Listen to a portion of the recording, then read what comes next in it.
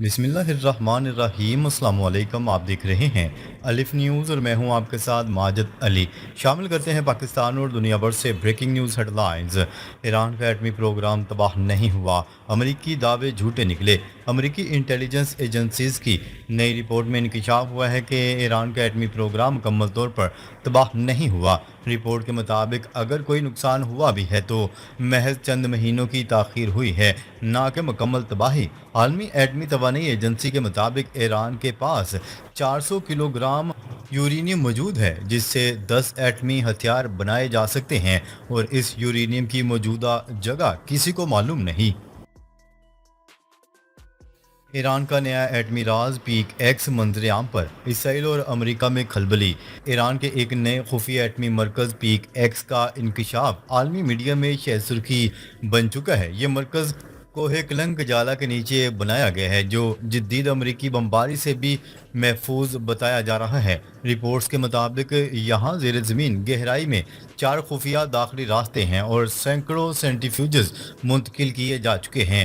ये ईरान का नया एटमी राज है, जिस पर IAEA को भी वजाहत देने से इनकार कर दिया गया है।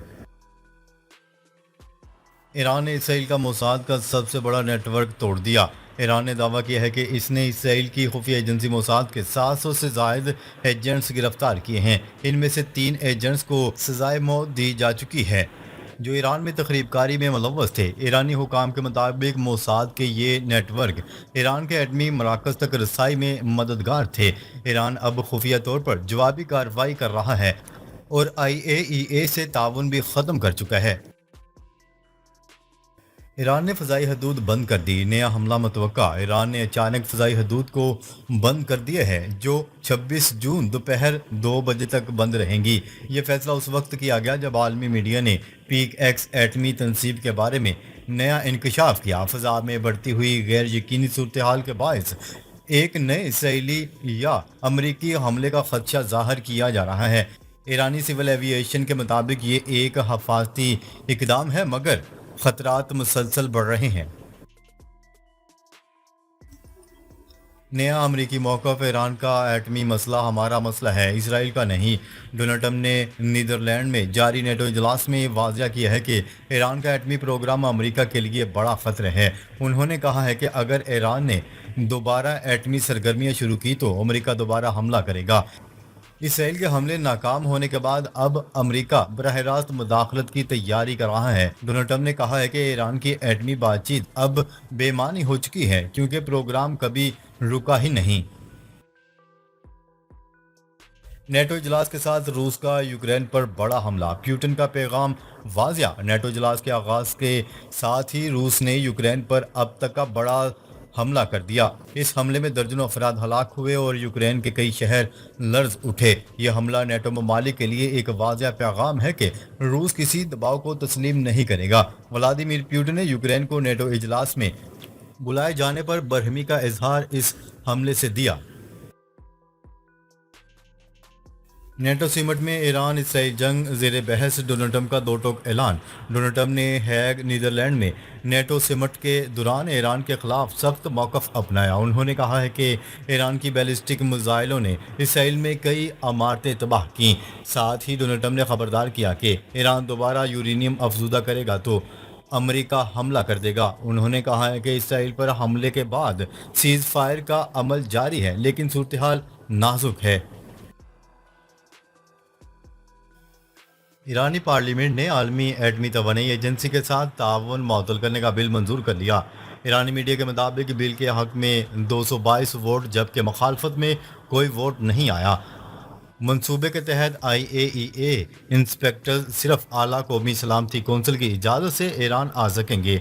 एजेंसी को ईरान की जौहरी तनसीबात की सिक्योरिटी की जमानत देना लाजम होगा। बिल पास करने के बाद अमेरिका और इसराइल के खिलाफ पार्लियामेंट में शदीद नारेबाजी भी की गई। तुर्की में एक और फौजी बगावत की कोशिश, 158 अहलकार गिरफ्तार। ترکی میں ترک صدر رجب طیب اردوان کے خلاف ایک اور نئی فوجی بغاوت کی سازش سامنے آئی ہے۔ استنبول کے پروسیکیوٹر کے مطابق 158 فوجی اہلکاروں کو فتح اللہ گولن گروپ سے تعلق پر گرفتار کر لیا گیا۔ یہ وہی گروپ ہے جس نے 2016 میں ناکام فوجی بغاوت کی تھی، اب دوبارہ متحرک دکھائی دے رہا ہے۔ ترکی کے سیاسی حالات میں حالیہ کشیدگی اس سازش کے پیچھے کارفرما سمجھی جا رہی ہے۔ ڈونلڈ ٹرمپ نے خود تسلیم کیا، ایران نے اسرائیل کی اینٹ سے اینٹ بجا دی۔ امریکی صدر ڈونلڈ ٹرمپ نے نیٹو چیف کے سامنے کہا کہ انہوں نے ایسی تباہی کبھی نہیں دیکھی۔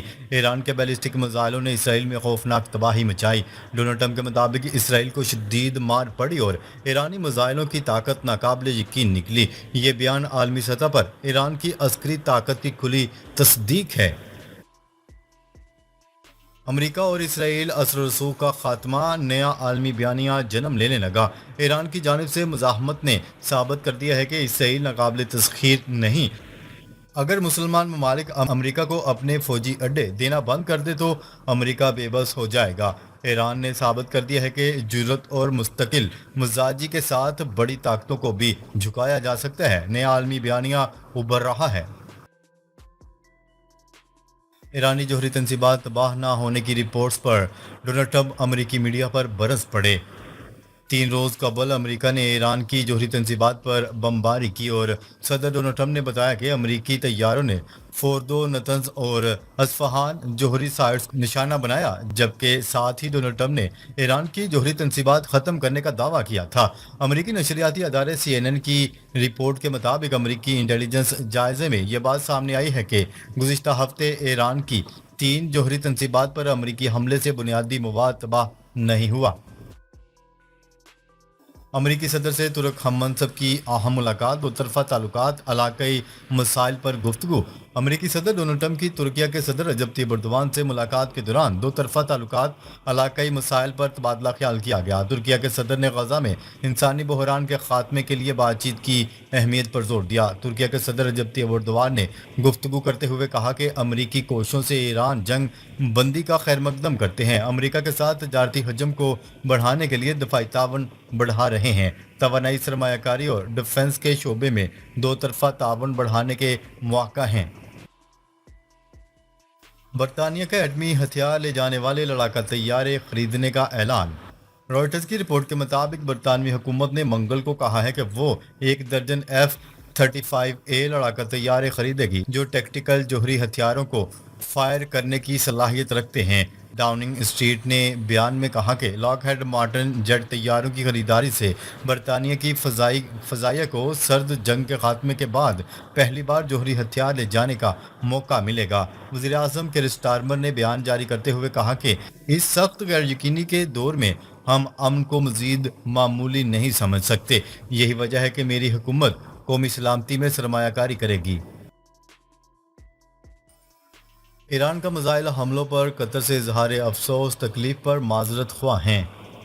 ایران کی جانب سے العدید ایئر بیس پر میزائل حملوں پر قطر سے اظہار افسوس کیا گیا اور کہا گیا کہ حملے میں تکلیف پر معذرت کی جاتی ہے۔ قطر میں موجود امریکی اڈے پر حملے کی وضاحت کرتے ہوئے ترجمان ایرانی وزارت خارجہ نے جاری بیان میں کہا ہے کہ قطری بھائی بہنوں کو تکلیف پر ذاتی طور پر افسوس ہے۔ امریکی ایئر بیس پر حملہ قطر کے خلاف نہیں تھا۔ قطر کے ساتھ تعلقات میں انتہائی احترام برقرار ہے۔ غزہ میں اسرائیل حماس جنگ بندی چند دنوں میں متوقع، ڈونلڈ ٹرمپ کے ثالث کا دعویٰ۔ امریکی صدر ڈونلڈ ٹرمپ کے غیر سرکاری ثالث نے دعویٰ کیا ہے کہ اسرائیل اور حماس کے درمیان جنگ بندی اور یرغمالیوں کی رہائی کا معاہدہ چند دنوں میں ممکن ہے۔ ٹائمز آف اسرائیل کے مطابق بشارہ فلسطینی نژاد امریکی سیاسی کارکن ہیں اور انہوں نے مصر و قطر کے ساتھ مل کر ثالثی کے عمل میں اہم کردار ادا کیا ہے۔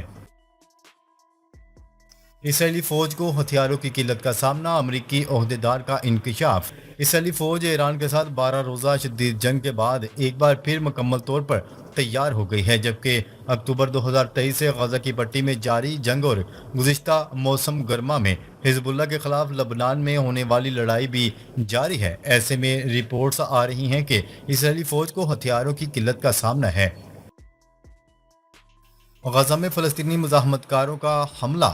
جنوبی غزہ میں فلسطینی مزاحمت کاروں نے کامیاب کارروائی کرتے ہوئے 7 اسرائیلی فوجیوں کو ہلاک کر دیا۔ برطانوی خبرساں ادارے روئٹرز کی رپورٹ کے مطابق اسرائیلی فوج نے بتایا ہے کہ جنوبی غزہ میں پلاٹون کمانڈر سمیت 7 اہلکار ہلاک ہو گئے۔ اسرائیلی میڈیا رپورٹس کے مطابق یہ 7 فوجی خان یونس شہر میں اس وقت مارے گئے جب ان کی گاڑی کے نیچے نصب دھماکہ خیز مواد پھٹ گیا، جس کے نتیجے میں گاڑی میں آگ لگ گئی۔ تہران میں صہیونی جارحیت میں شہید عسکری قیادت سائنسدانوں کی نماز جنازہ سرکاری سطح پر منعقد کرنے کا فیصلہ۔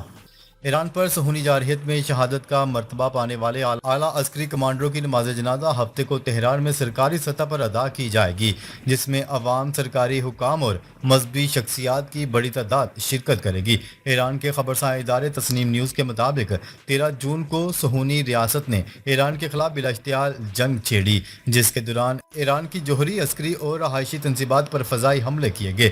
ان حملوں کے نتیجے میں 600 سے زائد ایرانی شہری شہید ہوئے، جن میں سینئر فوجی افسران، جوہری سائنسدان اور عام شہری شامل تھے۔ ناظرین، اب تک کے لیے اتنا ہی۔ مزید خبریں لے کر بہت جلد آپ کی خدمت میں حاضر ہوں گے۔ تب تک کے لیے اپنا خیال رکھیے گا۔ اللہ نگہبان۔